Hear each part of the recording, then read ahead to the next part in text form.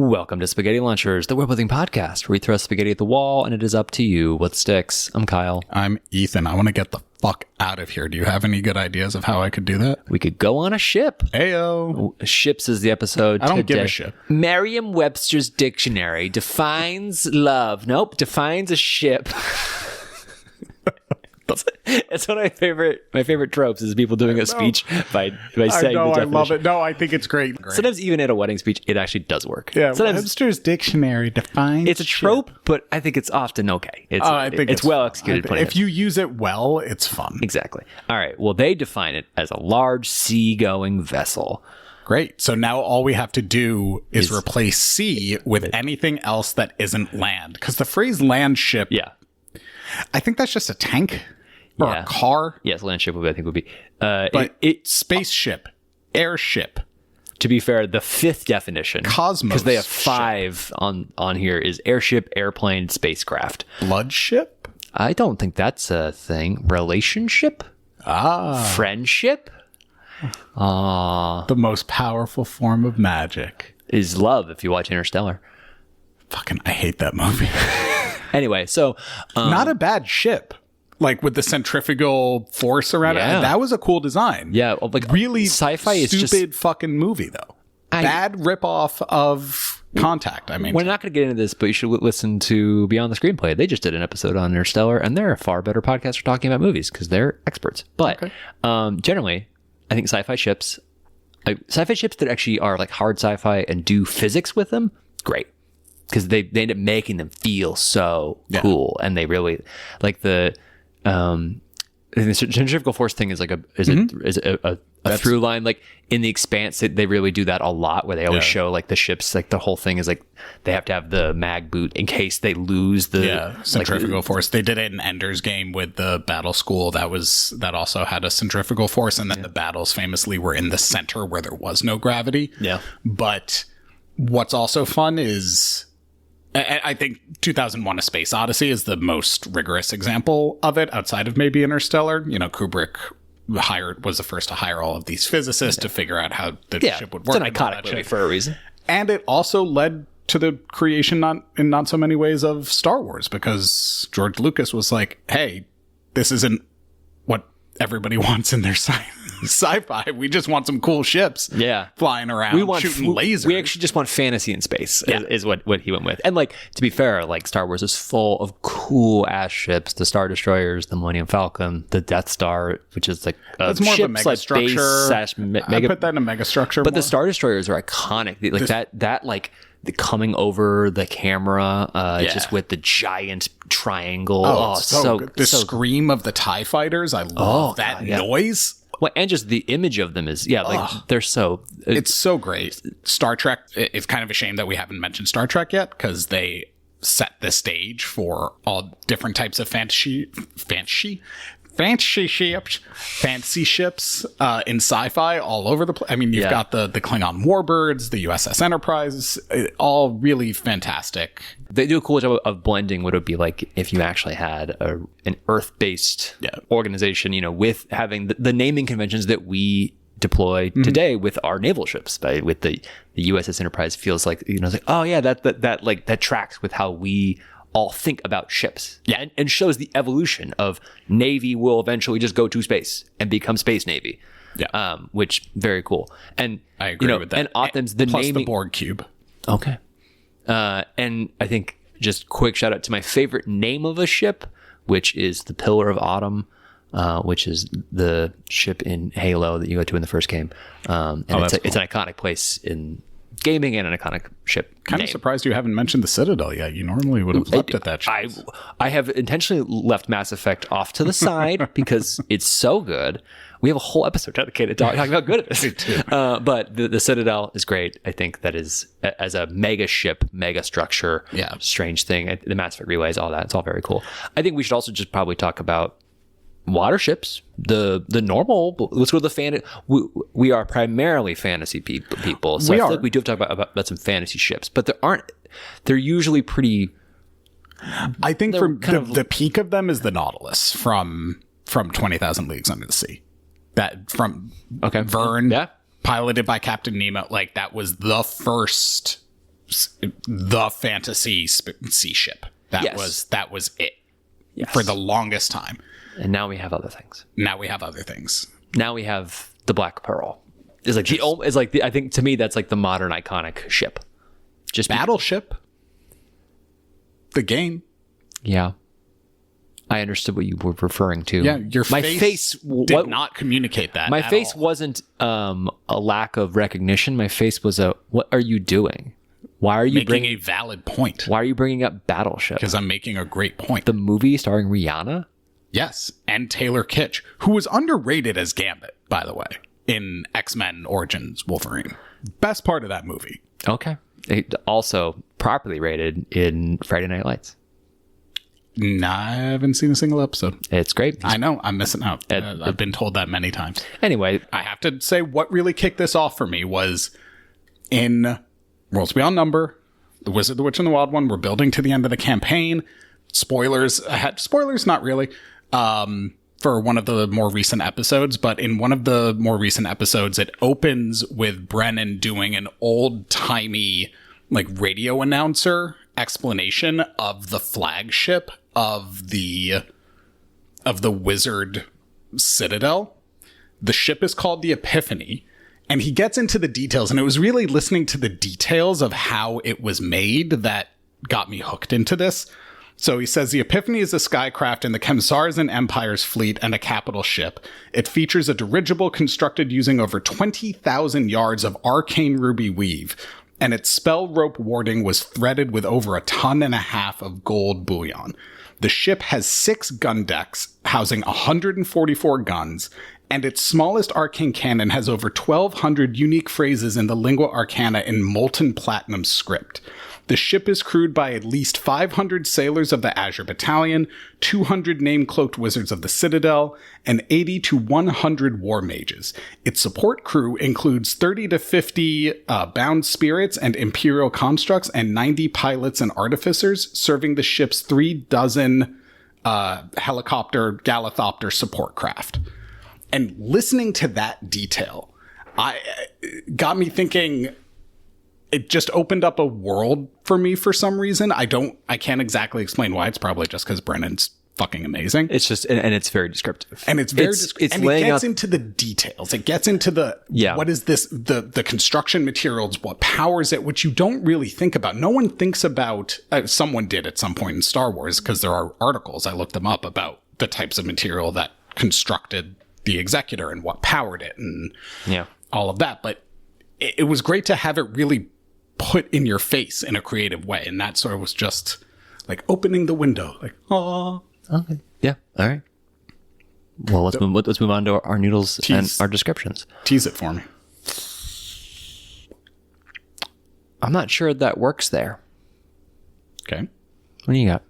Green thumb. Okay, I'm gonna go first. Okay, Kyle. Have you ever heard of Vivianite? I have heard of the material that has been brought up on this podcast many a time. So I'm returning to the world of the House of Nyx. Okay, it's coming back. Our favorite. This is episode 4 in the series of developing the world of Nyx. But this time, I'm not actually talking about the House of Nyx. Okay, I'm talking about It's the nation that is resisting it, which we've called, still for lack of a better term, the nation of Arbalest. As a quick recap of the House of Nyx, they were a people who had very strong opinions about death. They had a great mausoleum that they believed that you had to be buried in there, full stop. So they were going to take corpses from other places in the world to deny them funeral rights, to give them funeral rights according to their religion. And then they were able to use those bodies over time, they realized, to harvest their own material called Vivianite, which then became Nyxite is what we called it. And then was the final name we decided on, I think. But then there was a whole let's go grab the dead of around the world, and then it became a weird capitalist snowball, and it became an empire, and it was a very there's a lot of material within the 2 episodes that we talked about it, megastructures and magical substances. So highly recommend you listen to them. But the main thing being the death and the body retrieval. Right. basically the House of Nyx gets its power from death. Not saying they worship death in the like skulls and macabre and blah, blah, blah, all that shit. They get their power from death. The nation of Arbalest has these big ass trees, these magical trees that are the source of their power. These trees are the reason why they are the most powerful nation capable of resisting the House of Nyx. But more than that, they are a philosophical counterpoint because the big ass trees give the nation of Arbalest power from life to counterpoint the power of death that is the House of Nyx. Okay. These ships are big ass trees. Are not big ass trees. They are grown from big ass trees. Okay. So whenever they see a new branch starting to form on the big ass tree, okay, they have a set of arcane kind of elvish woodland magical rituals and equipment that they can use to sculpt and shape the growing branch into a ship. Okay. Into an airship using the wood itself, the magical wood, along with the sap, the leaves, the tree, all of these materials that normally go into the tree to help make a flying ship. I haven't quite figured out exactly how they got to this point. I'm hand waving it and saying it doesn't matter. Do it through magic, but they are long sword shaped trees, so to speak, sort of like branches. They look elvish. They're not just like tree branches flying all over the place. Yeah, they're very clean lines, very graceful, aerodynamic. They fly through magic, but the point that is important. How do they fly? Magic. Okay. But the point of the point of them is that they are alive. That is important, so that they are actually sort of self-healing. If you scratch them a little bit, they heal a little bit. They need sunlight. So if you enable to stay alive, right? They are effectively still plants. They are still bound by plants. By plant logic. By plant logic. Sorry. Thank you. They are still bound by plant logic, but because they are grown from the seed off of one of these magical big ass trees, they contain some of the power of the tree. Okay. And they maintain the bond to the people of Arbalest who are also bonded to the tree, so that's how they are staffed by all of these people that have a sort of sympathetic or empathetic bond with their ship. Again, furthering the philosophical counterpoint to the House of Nyx. Okay. So I really like the idea that they're bound by the plant logic. I think that's a good addition, because I think regardless of, because I mean, like, one of the things with these types of ideas is when we're building them on top of a really specific idea that we've already done, which like we love. Yeah. But then also, like, from a flexibility standpoint, it gets harder. But I think the flexibility of having a ship built out of a big ass tree, a magical big ass tree, I think like that you can take it and apply it in any world to the purpose of this podcast. And then you can also really take this plant logic. They heal. That's really unique, and I think super interesting and worth diving into when you have like a large number of them. So say the people of Arbalest, they can't heal massive. If they get broken in half, they can't heal that. But so you say. So here's my point. Say you have a large navy of these fleet. You have a fleet, and there's a lot of damage to several of them, and then they just put those ones off to like they're going off to be repaired, but they're just basically left alone in a field, and they're watered a little bit. They're given sun. They heal on their own just fine. Minimum maintenance to get them back to full strength. So you can have 40 of them that you leave in a field, and you just need like one guy to just make sure no one tries to steal them, and you water them. Teacher. Yeah. I think that's a great point. I want to give another limitation though, because I think if you could have them heal up from nothing like that, I don't think from nothing. But I know, but I'm saying, so I think that there needs to be some sort of branch or seed or something, or a piece of the root or something, some core part of the big ass tree in there that needs to be protected, sort of as the engine equivalent or the core equivalent, something like that, right? There needs to be, maybe it's a piece of fruit from the big ass tree that needs to be protected. If that core is there, then it can grow, but it cannot regrow entirely to its original full size. But trees can grow together and intertwine. So maybe if you put two nearby and have them grow, then they start twisting and intersecting together. Okay, so all right. So say you have. Also, their lasers are just sunlight because they're absorbing sunlight. They have lasers? Yeah, why not? Okay, it's like you buried the lead on that one. Like, Nah, I just threw it in there. It just came up to. I was just thinking. I'm like, oh, they need sunlight. They absorb all this solar energy. Yeah, sure, they can use it as lasers. Why not? Just decided it. Just decided.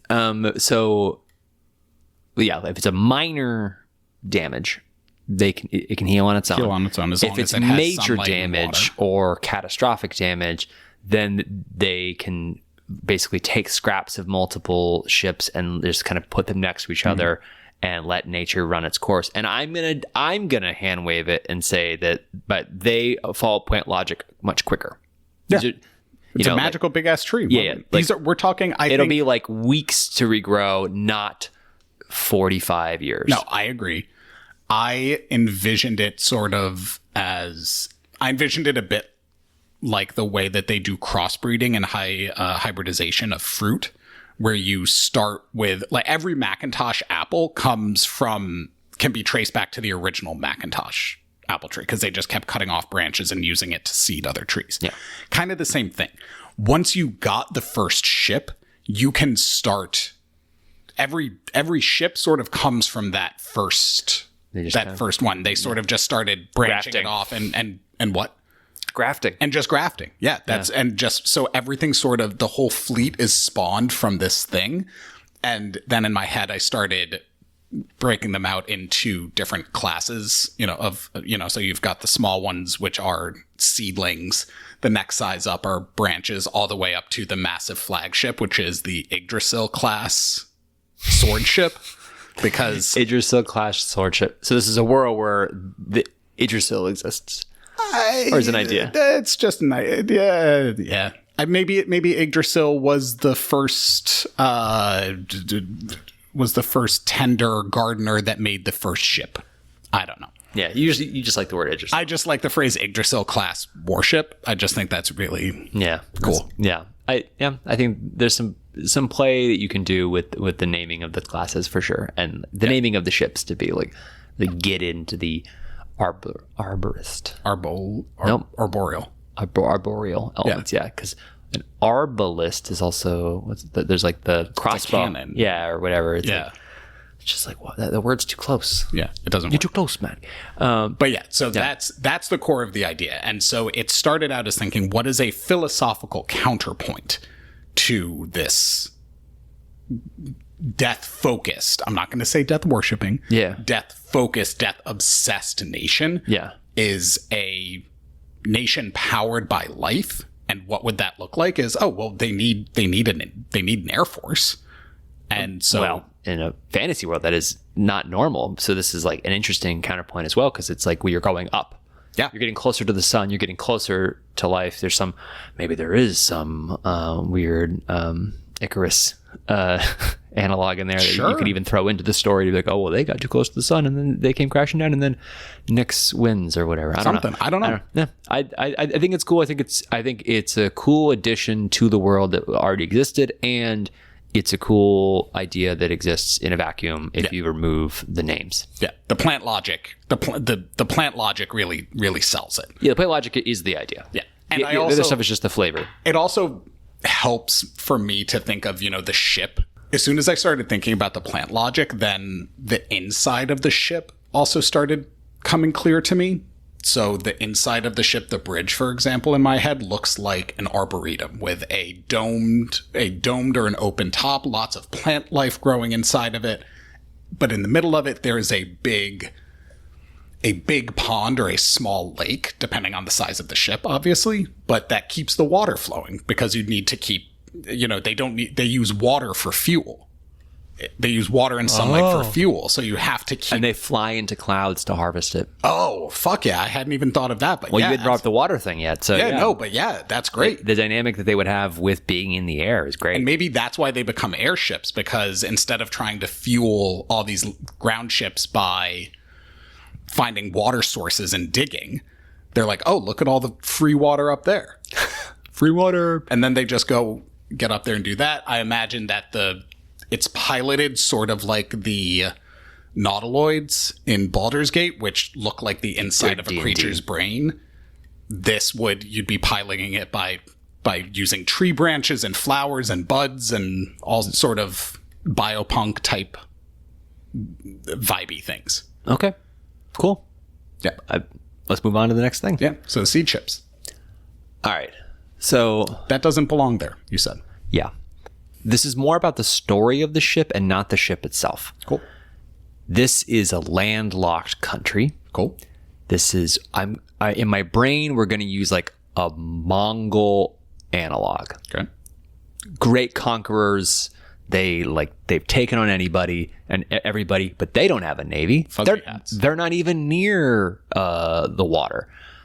But they did take on a country that was a great power that was a strong navy. And they defeated them without a navy. And to show how superior, because they basically then like took out their ships at port and like just got on small ships and went over there and just killed them all on the ships, that kind of thing. The logistics of how they won this war are for you to figure out, but it's like, they went on land and then they just kind of went to sea and took over their ships. But they didn't have their own ships to do that. They just kind of like hijacked whatever they could. Got it. But so then they took the dreadnought, the capital ship of this country, huge imposing thing, but their country's entirely surrendered. They don't no one's captaining the ship anymore. So they take the ship and they bring it inland all the way thousands of miles to their Ulaanbaatar, wherever this is, far from the sea. And they just put this ship in a little pond, a little lake, to just show we are so powerful. We took this ship from the people over there who thought they would conquer the world with this. No, the sea's useless. Land is where you win. We took it and we brought it overland, and here it sits. And now there are multiple things you could be doing with this ship. It could be used as it could be preserved perfectly as a testament to they were a good enemy. We respect them. We are going to, and maybe because they are conquered now, like they're part of our empire. We're not going to belittle them, but we will continue to show, oh, that was a good fight. But obviously we won. And so it's almost like a tourist attraction. Or you go the other way.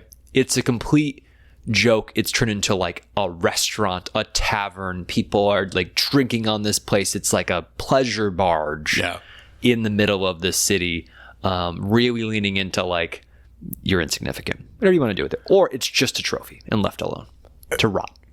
I got a fourth option for you, which is what made it the special dreadnought and the flagship was that it was also the communication hubs for all of the other naval ships. And so now they just control the Navy from the middle of the land, from the landlocked area. I don't like it. And that's okay. I don't care. Because they specifically don't want a Navy. They don't have a Navy. They still don't have a Navy. You don't think a Navy would be useful at some point? I think it's a pride thing. I think they let their ships go do the thing. And if anybody attacked their ships, they would get on passenger ships and just fucking go over there and conquer you by land. I don't know how it is, but I want it to be like they are arrogantly dismissive of the arrogance is the important part. Yeah, like if you are doing this, you are a hubristic society, I think, or hubristic ruler. You don't just pull this shit off because you're like, logical and humble. You probably would keep using the dreadnought ship as its purpose. Maybe. They brought it there because they don't care about being a naval power. I think I could see it going either way. I will entertain your your hubris, the hubristic. You can entertain all focus. you want. But my idea. It isn't a communication hub. That's fine. That idea is going to grow out firmly in my head like a big ass tree. No, I mean it is a cool idea in a different context. I can definitely see it being a great idea. But in this particular story, it doesn't work. But what I will say is, I think it's a trophy. I like it. I like the idea of it being a trophy. I like the idea of it also being. Yeah, I think they treat it as like a throne. It is the seat of power. It is the throne. It's like the Iron Throne, right? Like the Iron Throne in Game of Thrones. I've just said throne a lot. I'm sorry. Our next episode, Thrones. You did suggest talking about Thrones, so recently. It's a great idea. But like it is the Iron Throne is forged out of the melted swords of all of Aegon's enemies. Yeah. Right. So this to me, it's like, it's not so much, it is a trophy, but it is practical also. So like it becomes a throne, a seat of power, a symbol of conquest, of authority, right? It is not a joke. Yeah. I think they're smart enough to do, right? It would be like conquering a king or conquering a land and then turning the skull of its ruler into a wine glass. I think that kind of thing. I think you're right. I think it's not a throne. I think it's the base of operations for their army. All right. Because then they continue to like pour salt in the wound and be like, yeah, we'll use this ship for our army. And like, this is where, because I think at that point, you already have a throne. You've got a pretty prominent throne if you're like already conquering all these people. So I think trophies makes a lot of sense. I think making it into a throne could be really cool. Where I think making it into something that is the domain of this ruling empire, but isn't the seat of their power. Full stop. See, now that I've started talking about, I'm thinking Genghis Khan taking over the steppes, right? I'm also thinking the Dothraki now a little bit. I love it being a trophy and a base of operations for their army, but I think what could make this work really well is them being a non-technologically advanced society, because now I have this image of them pulling a giant submarine-sized ship across miles of land using just rolling logs and rope, and just thousands of people doing this. Like, they're that committed to it. I think it's just sort of like you like the fun imagery. I like the fun imagery of it. Yeah. Of them just being that stubborn and determined, not stubborn in a bad way, stubborn, like, we are going to do this. We are bringing our kill home. Yeah. No matter what it takes. Yeah. And I think it's important to frame it as this is a kill. This isn't like, we're not looting it. No. We are doing this as, and that's why I really like the idea of it being the army, because like they are still lesser than this emperor, this ruler. Yeah. Like, I don't want your ship in my palace. You are beneath me. Yeah. But the army in my pond? Yeah, in my pond, and the army can use your like, this is a nice facility. It's well made. Right. We'll use it. It's hot in the summer. This will provide excellent shade. Yeah, and like, oh, you have like a control room, or like you have like a war room already in this ship. Yeah, this could be the generals can use this as their quarters, right? For their big planning table. Yeah, it's got nice bedrooms too. You give it to them. It's there's a tauntingness to it that I think works, and I think I love it. I think you're right. Just the trophy is the way to go, and You could do it any other way. I'm just. It also could be really funny to make it like the pleasure barge. Like, just like, this is just, it's a pleasure barge that doesn't leave the like, it stays in a little pond, but they like take the dock away. Party started, and then they like, it's like, well, you could just, it's like 20 feet. You can wade through the water, like, just to get back to shore. But they're like, kind of like, you can make it almost a joke to say, fun. It depends on the flavor and the tone of the world and of the leader, mostly. Yeah. But anyway, that's that idea. That's that. All right. Let's move on to some frozen lasagna. Bing.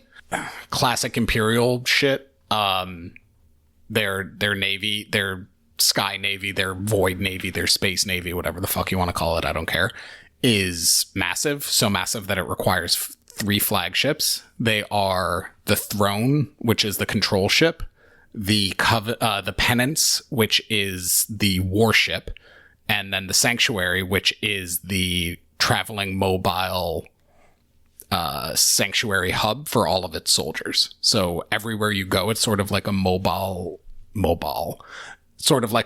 empire where everything is centered around these 3 ships. That's all. Pretty standard classic stuff, but I like the names. The Throne, the Penance, and the Sanctuary. Okay. That's all. What you got? Ding. Not interesting. Literally the same thing, except for it's one ship, and it is the entire empire exists there. Yeah. They have no land. As they built these ships on islands, and they've slowly been building it bigger and bigger. They only have one ship. There is nothing sort of like the Ecumenopolis from Valerian and the City of a Thousand Planets. It starts as the International Space Station. They just keep adding on different ships. See, that's world building I did not remember from the movie because it was just fucking not good. So I thought that was cool. I thought that was like the only cool thing out that was cool. I do remember that, like actually. The International Space Station as the core of a planet. That's awesome. I guess when we did watch it, we did comment that the world building is actually quite good. That they do some cool stuff in the movie. The acting and the writing awful takes it. Like barely watchable. I mean, we did watch it though. I zoned out for a lot of it. Fair enough. Anyway, we're moving on. So what stuck for you? I think I'm stuck on my seed ships. I'm just going to keep thinking about this. On your sea ships? Seed ships. Seed. Yeah. Because they're seeds, plants. I'm still playing with plant words, botany terms, whatever. Yeah. But yeah, it's really fun to think of all of the different aspects of plant logic and apply it to this, which is an approach that I've been digging into a little bit more for world building. Is let's take a real world concept and then just add just the tiniest teeny bit of magic to it, right? And just see what can we do with an existing structure. Yeah. So thinking look at the principles of mechanics, replace mechanism with arcane. So you've got arcanics and hey, there's a cool structure there, right? Go forth and play. Yes. And I have seen you do this for a bit now. It is, it is a good approach. Yeah, it's just fun. It's just a fun thought exercise. So that's sort of that's what stuck for me. What about you? I don't know. I mean, a lot of it was fine. I think were good ideas and it was fine. None of it wowed me.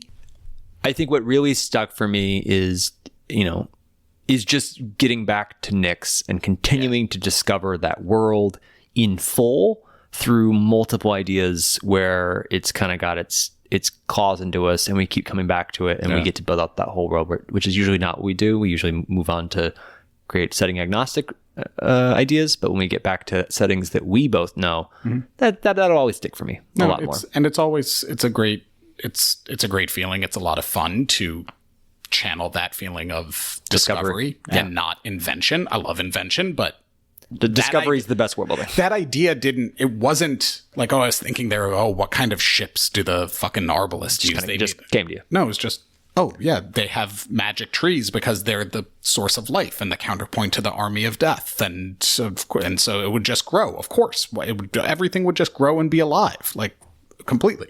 Yeah. Anyway. Well, that's what stuck for us. Let us know what stuck for you. Emails in the show notes. Thanks for listening. Goodbye. Goodbye.